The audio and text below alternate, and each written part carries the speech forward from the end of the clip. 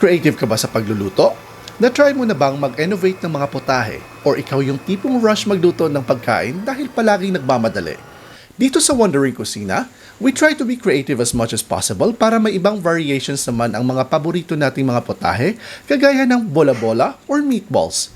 For the past years, meron kaming nagawang mga bola-bola recipes, kagaya ng steamed and fried cabbage meatballs na ginawa pa naming wrap to give a crispy texture at both ay napakasarap at healthy. Then meron tayong ginawang bola-bola na ang gamit ay tofu at chorizo or longganisa.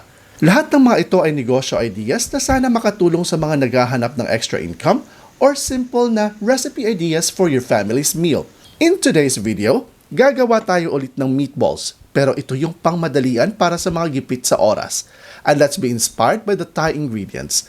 Tatawagin natin ang recipe na to na Thai-inspired meatballs with liver spread.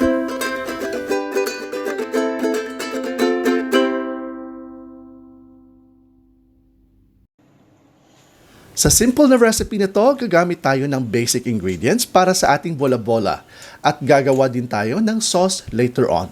To start with, i-prepare lang natin ang ating mint leaves. I-chop lang natin ito ng almost pino.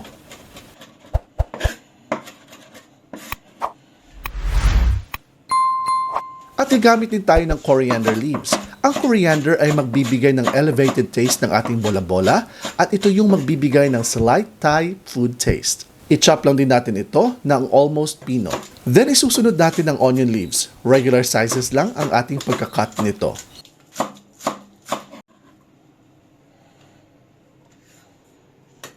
In this recipe, gagamit tayo ng ground pork. Now, you always have an option na gumamit ng ground chicken meat or beef meat. So mga wonders, sa recipe na to, gagamit tayo ng 1 kilo na pork giniling and then isang lata na liver spread. So lagyan natin ng mint leaves, coriander leaf, and onion leaves.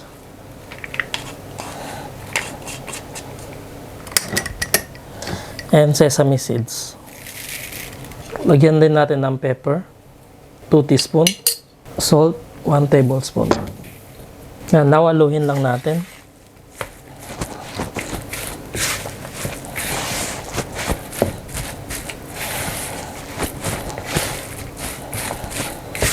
Haluin natin sa kamay para maganda yung pagkahalo niya, pagka-mix.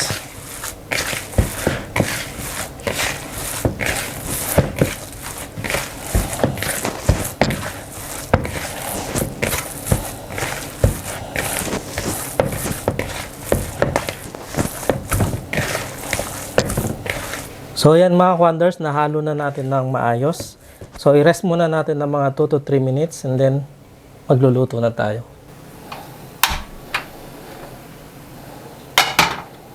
So mga wonders, maglagay lang tayo ng oil dito sa ating wok. Yung pwede siyang ma-deep fry yung ating meatballs. Wala na natin.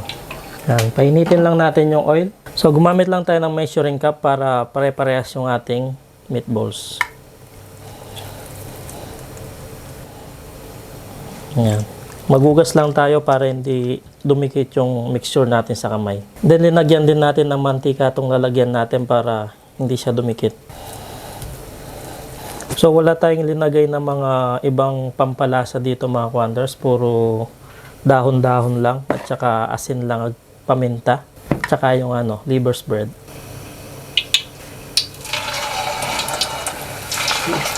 So yung mga wonders, linalagay na natin yung ating mga meatballs.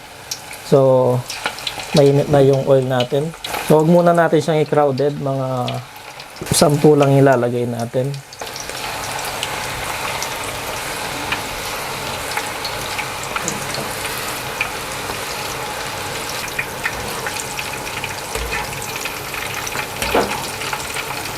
So ganyan-ganyanin lang natin siya mga wonders para mag-even yung luto niya.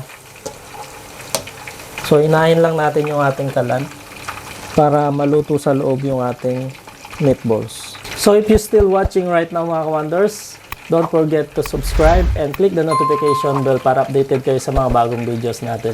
Ayan mga wonders, tapusin lang natin yung pagbibilog nitong ating meatballs. Hintayin lang natin maluto itong ating piniprito. And then balikan natin.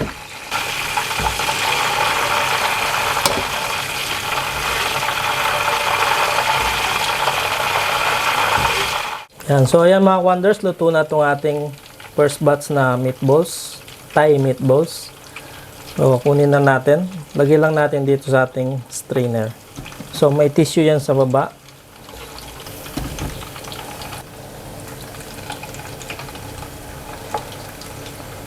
So ayan mga wonders, lutuin lang natin to na about 10 to 15 minutes in a medium flame.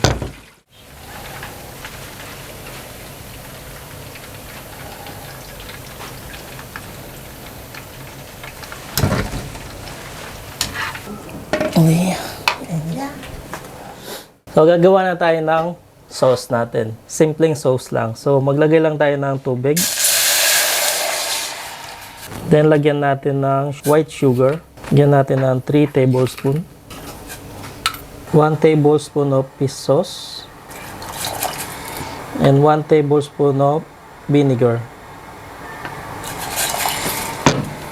So naglagay lang tayo ng cornstarch dito sa ating cup. I-dilute lang natin sa tubig yung cornstarch natin. Konting tubig. Konting tubig lang. Lalagyan pa natin ng sugar.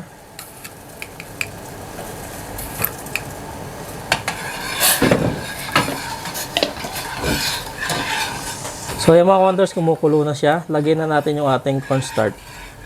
Huwag natin itong ilahat. Konti-konti lang muna. Konti pa. So lagyan natin ng sesame seeds. Yan, patay na natin yung kalan.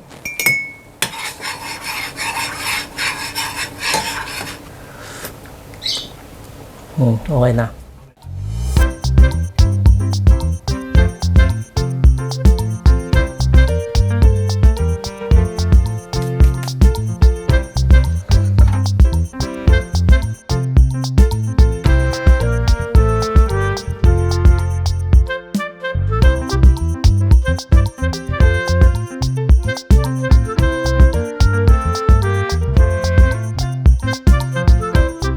So mga wonders, ito na yung ating Thai-inspired meatballs with liver's bread. This is the simplest meatballs na ginawa ni Chef Mark sa alam kong paggawa ng meatballs kasi wala nang ibang hinalo kundi yung meatballs, asin, pepper, sesame seeds at spring onions. So now mga ka-wonders, tikman natin ito and let's describe kung anong lasa before natin isawsaw sa ating sauce.